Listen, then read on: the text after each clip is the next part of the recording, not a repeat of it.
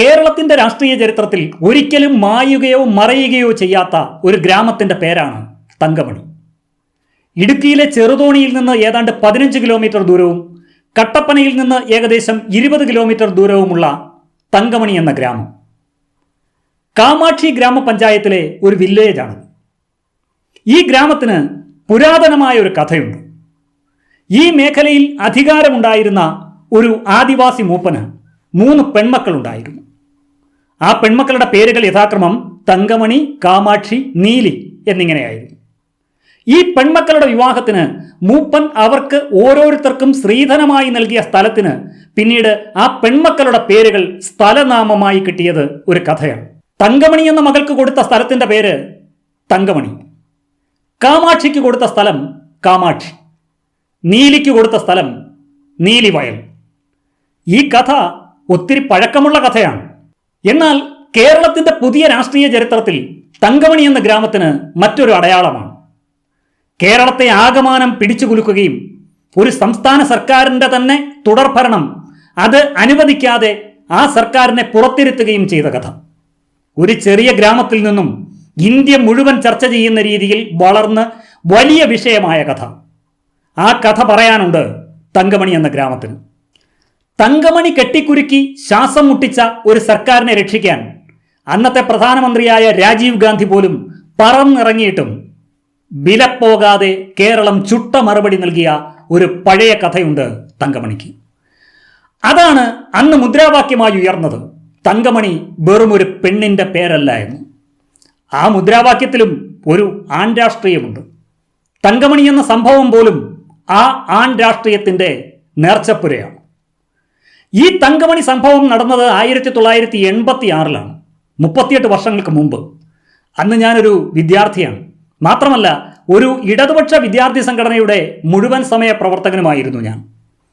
ഒരു ബസ് സർവീസുമായി ബന്ധപ്പെട്ട് തങ്കമണിയിലുണ്ടായ തർക്കത്തിൽ പോലീസ് ഇടപെടുകയും അത് പിന്നെ പോലീസിന്റെ കയ്യിൽ നിൽക്കാതെ വളരുകയും വലിയൊരു സംഘർഷമായി മാറുകയും തുടർന്ന് വെടിവയ്പ് നടക്കുകയും ആ സംഘർഷങ്ങളിലൊന്നും ഭാഗമാകാതിരുന്ന കോഴിമല അവറാച്ചൻ എന്ന മനുഷ്യൻ പോലീസ് വെടിവയ്പിൽ മരിക്കുകയും മാത്യു എന്ന് പറയുന്ന ഒരാൾക്ക് 2 കാലുകളും നഷ്ടപ്പെടുകയും ഒക്കെ ചെയ്തു.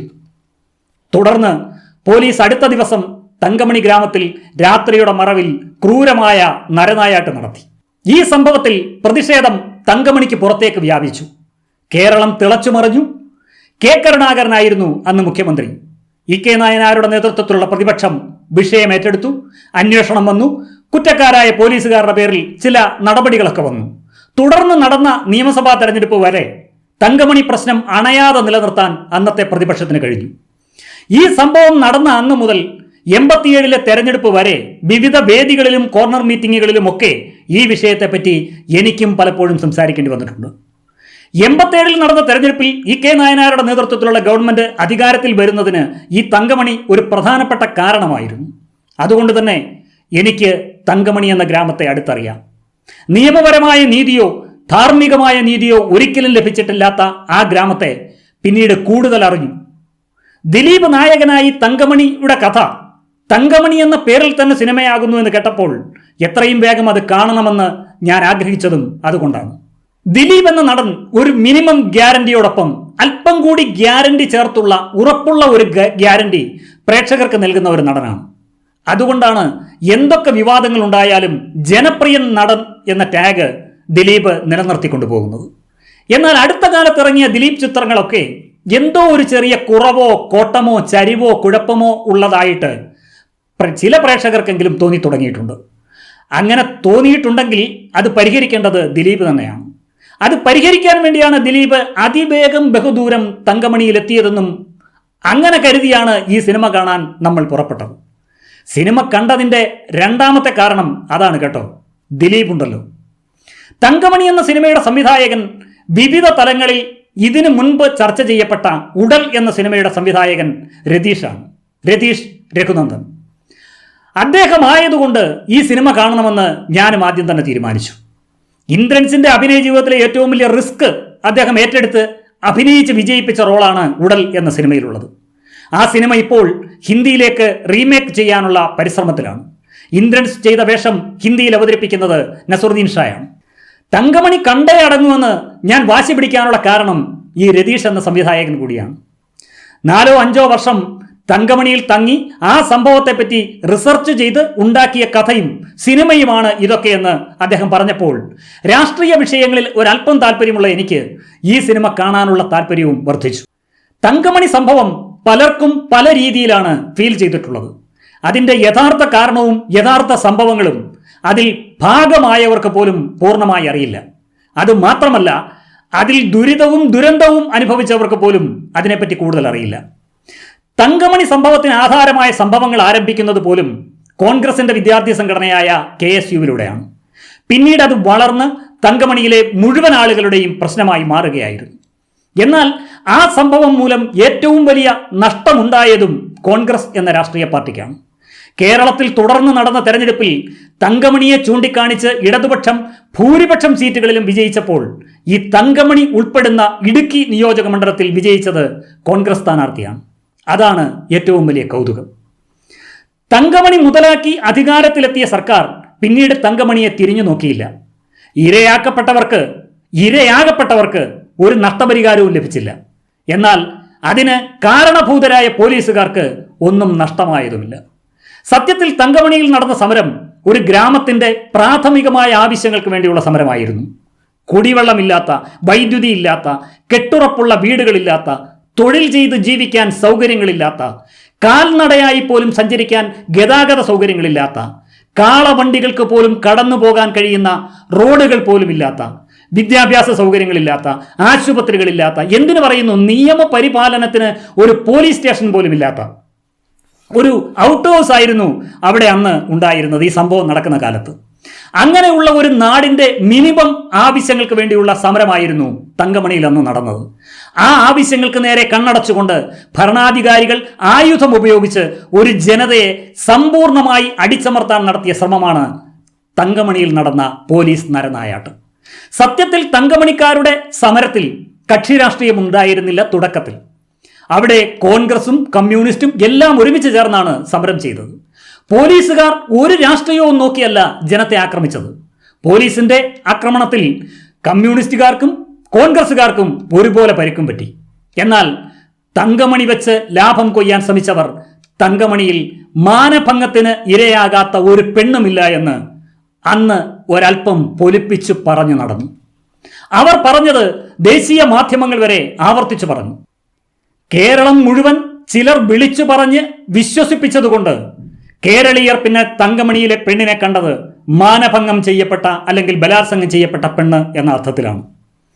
അങ്ങനെ ഒരു വൃത്തമുണ്ടാക്കി അതിൽ ആ നാടിനെ നിർത്തി ഒറ്റപ്പെടുത്തിയതിൽ എല്ലാവർക്കും ഒരുപോലെ പങ്കുണ്ട്. ആ പങ്കിൽ ഇടതിനും വലതിനും ഒരുപോലെ കൈയുണ്ട്. ഈ രണ്ടു കൂട്ടരും ഒന്നാം പ്രതികളുമാണ്. എന്നാൽ ഈ സിനിമയിൽ എന്താണ് ഒരു നേതാവായ സഖാവ് മാത്രം വില്ലനായി വന്നു പോകുന്നത്? അത് കണ്ടെത്താനാണോ 4-5 വർഷം തങ്കമണിയിൽ പോയി ഗവേഷണം നടത്തിയത്? തങ്കമണിക്കാരെന്ന് അന്ന് പൊതുസമൂഹത്തിന്റെ മുന്നിൽ തലയുയർത്തി നിന്ന് പറയാൻ കഴിയാതെ ആണും പെണ്ണും അവിടെ നിന്ന് ഒളിച്ചോടേണ്ടി വന്നതിന്റെ കാരണക്കാരായത് കേരളമാണ്. നമ്മൾ ഓരോരുത്തരുമാണ്. നമ്മളെന്നും കൊമ്പും കുഴലുമൊക്കെ ഊതി കൊട്ടിഘോഷിക്കുന്ന സമ്പൂർണ്ണ സാക്ഷര നവോത്ഥാന സുന്ദര മനോഹര മനോജ്ഞ മലയാള കേരളം.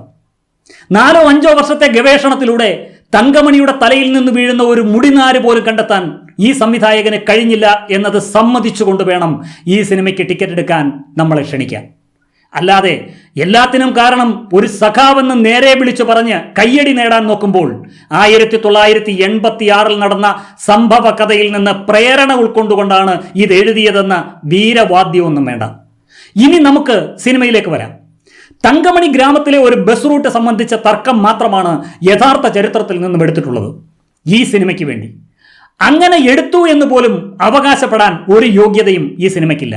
ആയിക്കോട്ടെ, എടുത്തെങ്കിൽ എടുത്തു, തർക്കത്തിന് വേണ്ടി ഞാനത് സമ്മതിക്കുന്നു. ആ എടുത്തതല്ലാതെ എന്തുണ്ട് ഈ സിനിമയിൽ പുതിയത്? ബാക്കിയെല്ലാം തിരക്കഥാകൃത്തിന്റെ ഭാവന മാത്രം. എന്നാൽ ആ ഭാവനയിൽ കടമെടുക്കാത്ത, കോപ്പി ചെയ്യാത്ത, അടിച്ചു മാറ്റാത്ത എന്തുണ്ട് ഈ സിനിമയിൽ? യഥാർത്ഥ സംഭവത്തിൽ നിന്നും എത്ര അകന്നു നിന്നാലും കമ്മാര സംഭവം പോലെയുള്ള സിനിമകളിൽ സഹകരിച്ച ദിലീപിന് ഇതെന്തു പറ്റി എന്ന് ചിന്തിക്കുകയായിരുന്നു ഞാൻ. രണ്ട് വ്യത്യസ്തമായ ഗെറ്റപ്പിൽ ദിലീപ് എന്ന നടനെ കടന്നു വന്ന് സിനിമയുടെ തുടക്കം മുതൽ ഒടുക്കം വരെ ഒരു 8 കട്ടയിൽ കട്ടയ്ക്ക് അഭിനയിച്ച് തകർക്കണം എന്നതിനപ്പുറം ഒന്നും ഈ സിനിമയിലില്ല. ദിലീപിന്റെ ആരാധകർക്ക് ഇതിഷ്ടമാകും. അവർ ആഗ്രഹിക്കുന്നതെല്ലാം ഈ സിനിമയിൽ കുത്തി നിറയ്ക്കാൻ സംവിധായകൻ ശ്രമിച്ചിട്ടുണ്ട്. നല്ലവനായ ഒരു നായകൻ, പളുങ്കുപോലെ ഒരു ഭാര്യ, അതും പ്രേമിച്ച് കെട്ടിയതാണോ? വീട്ടുകാരുടെയും നാട്ടുകാരുടെയും ഒക്കെ എതിർപ്പ് അവഗണിച്ച് അതൊന്നും വകവയ്ക്കാതെ വലിയ നായകനെ പോലെ പിടിച്ചോണ്ട് വന്നതാണ് നായികയെ. സുന്ദരിയായ പെങ്ങൾ, ഒരു നല്ല കുടുംബം, സന്തോഷപ്രദമായ ജീവിതം. എന്നാൽ വളരെ അവിചാരിതമായി അവന് ഒരു പങ്കുമില്ലാത്ത ഒരു സംഭവവുമായി ബന്ധപ്പെട്ട് അവനെ പോലീസ് കസ്റ്റഡിയിലെടുക്കുന്നു. അവനെ വീട്ടിൽ കെട്ടിയിട്ട് പോലീസ് ക്രൂരമായി അവന്റെ ഭാര്യയെ ബലാത്സംഗം ചെയ്യുന്നു. പെങ്ങളെ മാനഭംഗപ്പെടുത്തുന്നു. കള്ളക്കേസിൽ കുരുക്കി അവനെ കുറ്റവാളിയാക്കി ജയിലിലടയ്ക്കുന്നു. കഷ്ടം. എത്രയോ സിനിമകൾ ഈ ഒരു കഥയിൽ നമ്മൾ കണ്ടതാണ്. അതും പ്രേം നസീറിന്റെ കാലം മുതൽ. പിന്നെ നടക്കാൻ പോകുന്നത് എന്തായിരിക്കും എന്നത് പറയണ്ടല്ലോ. ജയിലിൽ നിന്നും ഇറങ്ങി വരുന്ന അവന്റെ ജീവിതം തകർത്ത ഓരോരുത്തരെയും സീരിയൽ ആയി കൊല്ലുന്നു. അങ്ങനെ അവനൊരു സീരിയൽ കില്ലറായി മാറിക്കോട്ടെ. എന്റെ പൊന്നാശാനെ, ഇതിനിടയിൽ എന്തിനാണ് ഈ പാവം തങ്കമണിയെ മുടിക്ക് പിടിച്ച് വലിച്ചഴിച്ച് ഈ സിനിമയിലേക്ക് കൊണ്ടുവന്നത്? ഒരു കാര്യവുമില്ല. ഉള്ളത് പറയണമല്ലോ. ദിലീപ് വെടിപ്പായി ചെയ്തു, പറ്റുന്നത് പോലെ എല്ലാം ചെയ്തു. മുൻ മന്ത്രി വരദരാജൻ കൊല്ലപ്പെടുന്നിടത്താണ് സിനിമയുടെ തുടക്കം. രാഷ്ട്രീയ അതികായകൻ, ആ കൊലപാതകത്തിൽ നടുങ്ങി കേരളം. റവല്യൂഷണറി പാർട്ടി നേതാവും സംശുദ്ധ രാഷ്ട്രീയത്തിന്റെ ഉടമയുമായ സഖാവ് വരദരാജൻ അതിദാരുണമായി കൊല്ലപ്പെട്ടു. ഈ പ്രയോഗത്തിലാണ് ഒരു കുഴപ്പമുള്ളത്. ആ തങ്കമണി സംഭവത്തിൽ നിന്നും പ്രചോദനം ഉൾക്കൊണ്ടുകൊണ്ട് എഴുതിയ തിരക്കഥ എന്ന് ഉറക്കെ പറഞ്ഞ സംവിധായകൻ മറുപടി പറയേണ്ടത് ഈ പ്രയോഗത്തിനാണ്. ഈ നേതാവിന്റെ മുന്നിൽ വർഷങ്ങൾക്ക് മുമ്പ് നായകൻ തങ്കമണിയിൽ നിന്ന് പറയുന്ന ഒരു ഡയലോഗുണ്ട്. ഈ തങ്കമണിയിൽ പോലീസ് ക്രൂരമായി വേട്ട നടത്തിയ ആ രാത്രിക്ക് ശേഷം നായകന്റെ ഭാര്യയെ നായകന്റെ മുമ്പിൽ വെച്ച് തന്നെ പോലീസ് ക്രൂരമായി ബലാത്സംഗം ചെയ്ത ആ രാത്രിക്ക് ശേഷം നായകൻ സഹോദരിയുമായി ഈ വരദരാജനോട് അടുത്ത് വന്നിട്ട് നായകൻ വന്ന് നിന്ന് അദ്ദേഹത്തോട് പറയുന്നുണ്ട്, സഖാവേ, എല്ലാവരും ബലാത്സംഗം ചെയ്യപ്പെട്ടു എന്നാണ് നിങ്ങൾ പ്രസംഗിച്ച് നടക്കുന്നത്. എൻ്റെ സഹോദരി ബലാത്സംഗം ചെയ്യപ്പെട്ടിട്ടില്ല. അന്ന് ഈ വരദരാജൻ കട്ടപ്പന പ്രദേശത്തെ ഒരു പ്രാദേശിക നേതാവാണ്. എന്നാൽ ഇപ്പോൾ മുഖ്യമന്ത്രി വരെ ആകാൻ സാധ്യതയുള്ള ഒരു നേതാവാണ് അയാൾ. അന്ന് അയാൾ നമ്മുടെ നായകനോട് പറഞ്ഞ ഡയലോഗാണ് പ്രസക്തമായിട്ടുള്ളത്. അയാൾ പറഞ്ഞ ഡയലോഗ് കേൾക്കണോ? ബലാത്സംഗം ചെയ്തുവെന്ന് തെളിയിക്കാൻ വളരെ എളുപ്പമാണ്, എന്നാൽ എന്നെ ആരും ബലാത്സംഗം ചെയ്തിട്ടില്ല എന്ന് തെളിയിക്കാൻ വലിയ ബുദ്ധിമുട്ടാണ്. നിന്റെ പെങ്ങളെ ബലാത്സംഗം ചെയ്യേണ്ടി വന്നാൽ അത് ചെയ്തിട്ടായാലും ഞാൻ മുന്നോട്ട് പോകും ഈ സമരവുമായി. അന്ന് തങ്കമണി സംഭവം നടന്ന കാലത്ത് ഒരു സഖാവ് പറഞ്ഞ ഡയലോഗാണിത്. എങ്ങനുണ്ട്? ആ ഡയലോഗും പറഞ്ഞ് ആ പെണ്ണിനെ നോക്കി ഇറച്ചി കഷ്ണം കാണുമ്പോൾ കൊതിമൂത്ത പട്ടി ചുണ്ട് നനയ്ക്കുന്നത് പോലെ ചുണ്ട് നനച്ചും നക്കിയും രസിക്കുന്ന ഒരു സഖാവിനെ തിരക്കഥയിൽ നിങ്ങൾ വില്ലനാക്കിയപ്പോൾ, ഒരു ഗ്രാമത്തിന് നേരെ ഭരണകൂട ഭീകരതയുടെ പേ പിടിച്ച് കടന്നു കയറിയ, ഒറ്റ രാത്രി കൊണ്ട് ആ ഗ്രാമത്തെ ചവിട്ടി മെതിച്ച് ഇഞ്ചപ്പരുവത്തിലാക്കിയ മറ്റൊരു പ്രസ്ഥാനത്തിന്റെ പ്രതിനിധിയെ എന്തുകൊണ്ട് നിങ്ങൾ ഈ തിരക്കഥയിൽ ഒളിച്ചു വെച്ചു? അപ്പോൾ നിങ്ങളുടെ ലക്ഷ്യം ഒരു സിനിമ മാത്രമായിരുന്നില്ല, അതിനപ്പുറം ചില രാഷ്ട്രീയം കൂടി നിങ്ങൾക്കുണ്ടായിരുന്നു.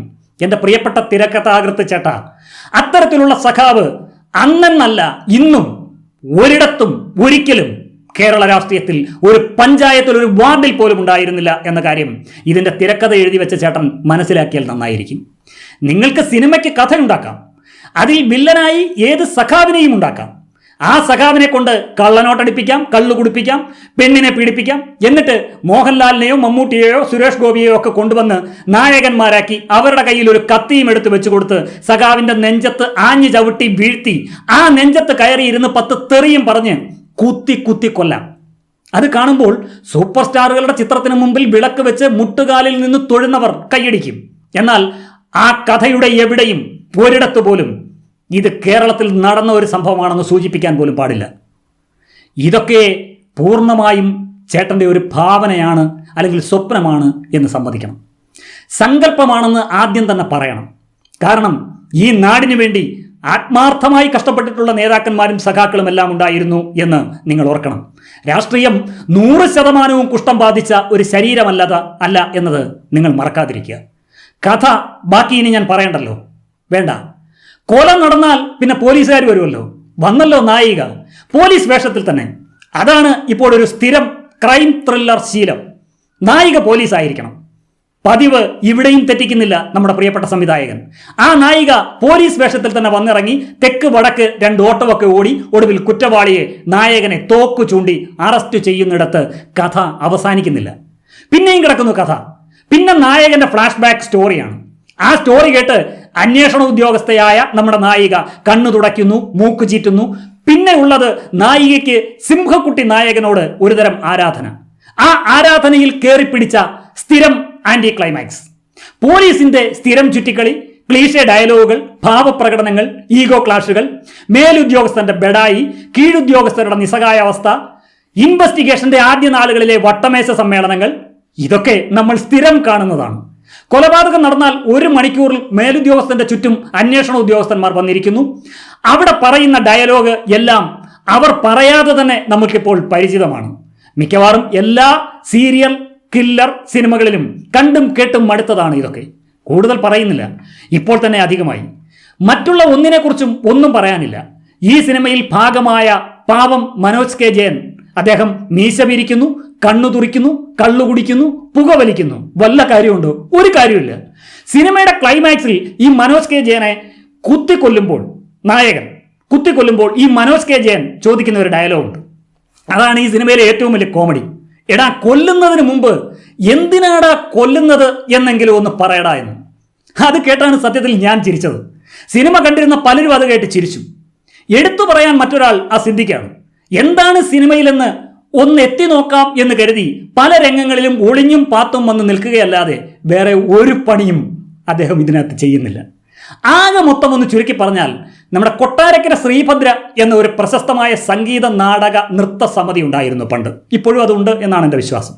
എൻ്റെയൊക്കെ ചെറുപ്പത്തിൽ ഈ ശ്രീഭദ്രയുടെ നൃത്ത സംഗീത നാടകം അടുത്ത് എവിടെ ഉണ്ടെങ്കിലും ഞാൻ കാണാൻ പോകും. കാരണം ബാല എന്നൊക്കെയാണ് പൊതുവിൽ പറയുന്നത് എങ്കിലും സിനിമാറ്റിക്കായി അവർ കാര്യങ്ങൾ അവതരിപ്പിക്കും.